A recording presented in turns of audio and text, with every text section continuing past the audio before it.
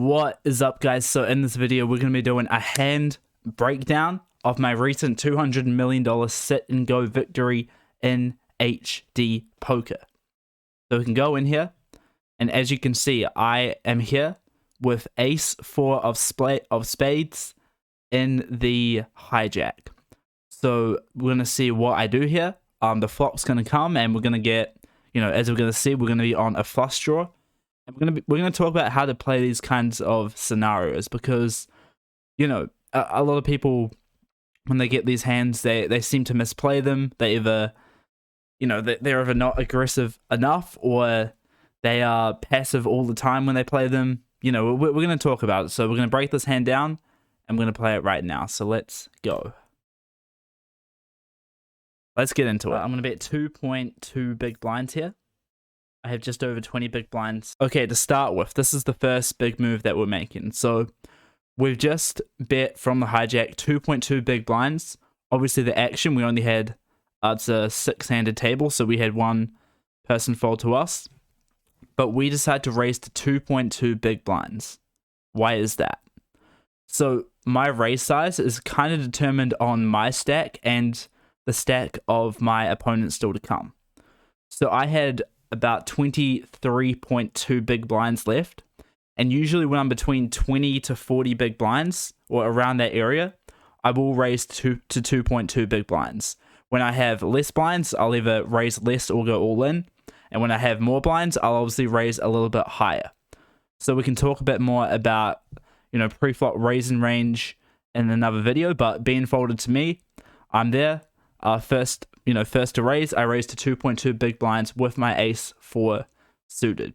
And I would raise whether I have aces or whether I had 7-8 suited.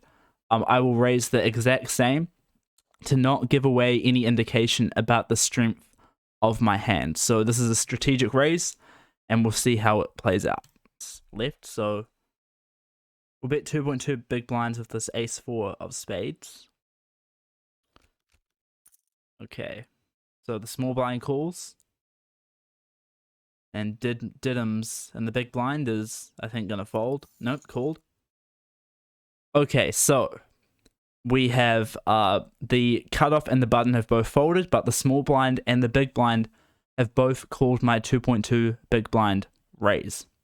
So the flop comes jack of spades, 7 of spades, king of hearts. So we obviously have a flush draw here. And, we are in position. So we're going to see what the other two people here do, and then we're going to make our move. Okay, so we have a flush draw and a pretty good looking flop for us. So I will bet I'll bet 3 big blinds. I'm happy with that bet. Okay, so I've just bet 3 big blinds into a 6.6 big blind pot. Obviously the action checked around to me.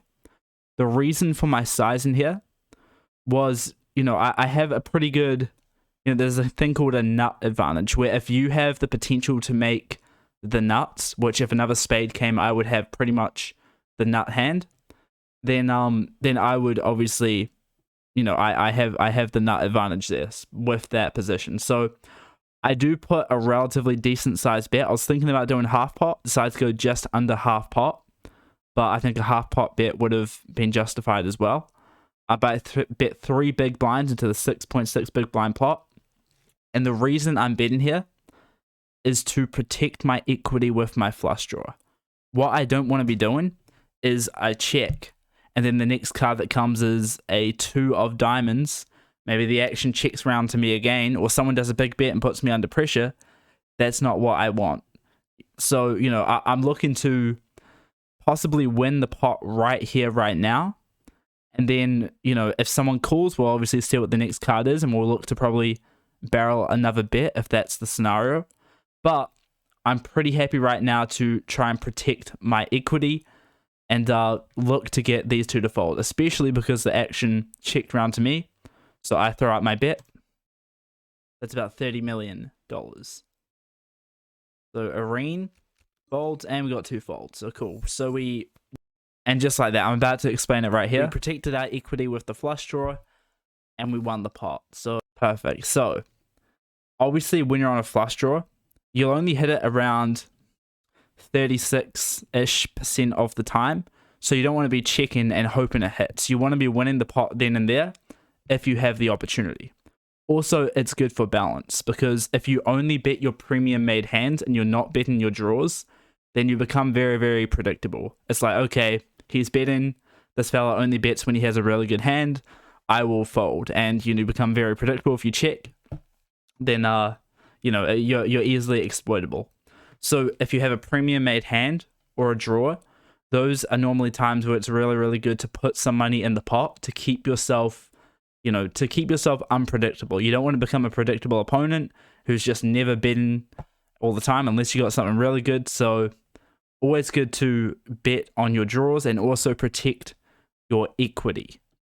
So that was that. Hope you guys enjoyed this hand breakdown. Hope you learnt about betting on these flush draws. So I hope you guys enjoyed this video, and I will see you in the next one. Well, we're also, before I wrap up, we're going to be playing a tournament later today on HD.